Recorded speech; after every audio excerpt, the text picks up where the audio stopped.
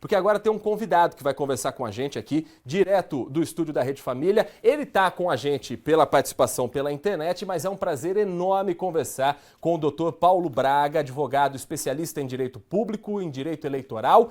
Alguém que eu já entrevistei muitas vezes na minha vida e que agora tenho o prazer de receber nessa cobertura especial das eleições aqui na Rede Família, doutor Paulo Braga. Boa tarde, boa noite já para o senhor.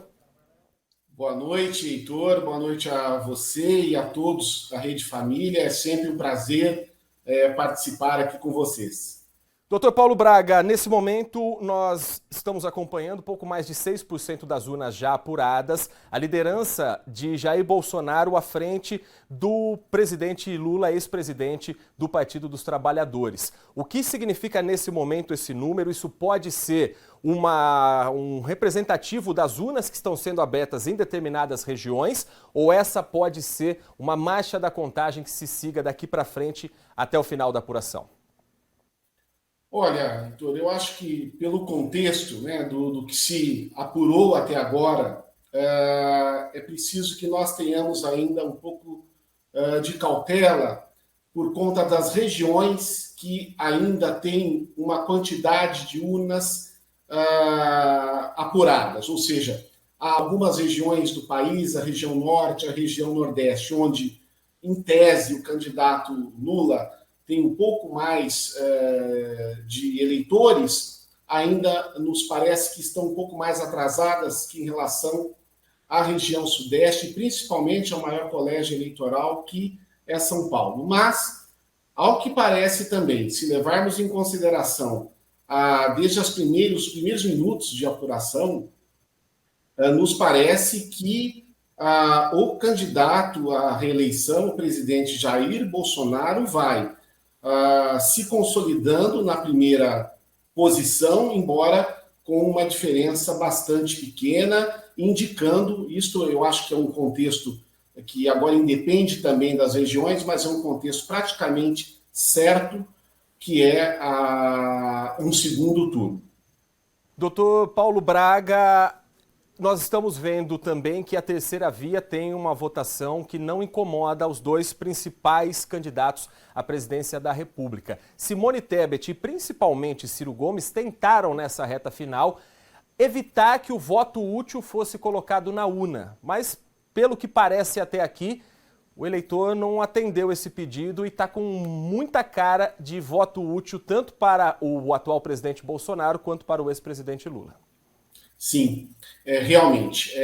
Eu acho que isso também acaba refletindo, de certa maneira, uma tendência que estava sendo verificada, Heitor, nas pesquisas, né? O eleitor já estava com o seu voto certo e o eleitor fez essa opção entre o candidato à reeleição e o ex-candidato Lula. Então, nos parece que o eleitor não atendeu a esses aclamos da chamada terceira via e se consolida também esta ideia de que a maior parte, quase 90% do eleitorado, já tinha uma posição definida nas eleições. Doutor, queria que o senhor falasse sobre a presença do eleitor esse ano. Em 2018, 20,3% do eleitorado não compareceu à urna, que foi o maior número desde 98. Estamos falando de quase 30 milhões de brasileiros. Esse ano, nesse primeiro turno, o que nós vimos foram sessões eleitorais que normalmente tinham menos filas, com uma presença maior do eleitorado. Isso pode representar algo diferente? A presença maior do eleitor, um engajamento maior nessas eleições, pode ser favorável a um, a outro ou a ambos os candidatos que disputam nesse momento o primeiro lugar ou pelo menos a ida ao segundo turno, Bolsonaro e Lula? Olha, na minha visão, sim. É perceptível que nestas eleições nós tivemos, como você muito bem disse, um engajamento maior. As pessoas fizeram questão de participar e o número de abstenção nos parece que, de fato, será muito menor do que das últimas eleições. E isto, eu penso que favorece tanto o candidato à reeleição, o então presidente Jair Bolsonaro, como também o ex-presidente Lula.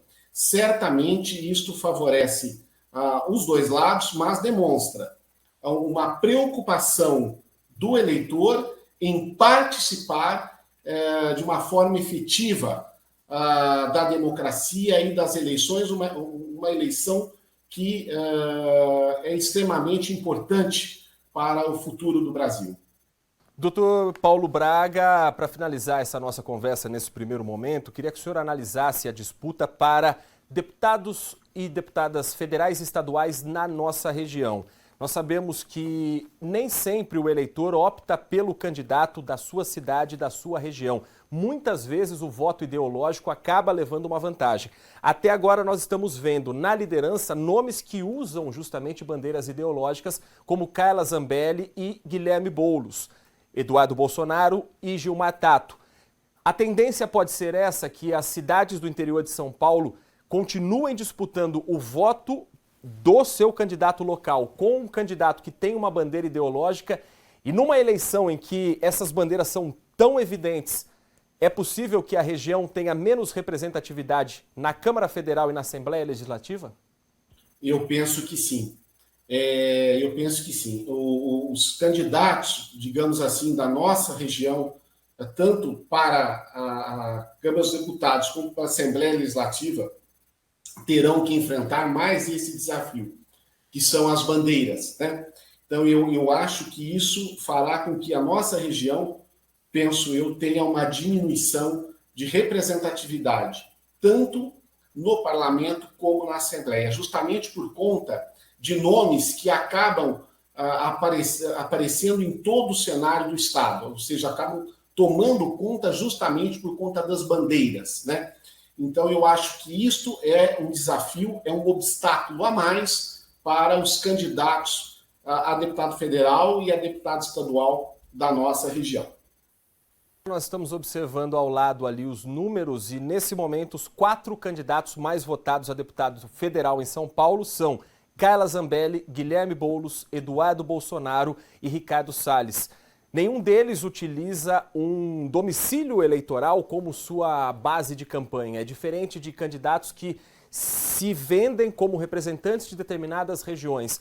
Claro que a Carla Zambelli, por exemplo, é de Ribeirão Preto, Guilherme Boulos é de São Paulo, mas eles não utilizam essa base eleitoral como seu mote de programa. Eles utilizam muito mais as bandeiras ideológicas, vem muito ao encontro do que o senhor falava. Doutor Paulo Braga, muito obrigado por essa nossa conversa. Fica o convite aberto para, ao longo dessa apuração, nós voltarmos a bater um papo, conversar e esclarecer um pouco mais sobre esses números eleitorais de 2022. Tá combinado, doutor?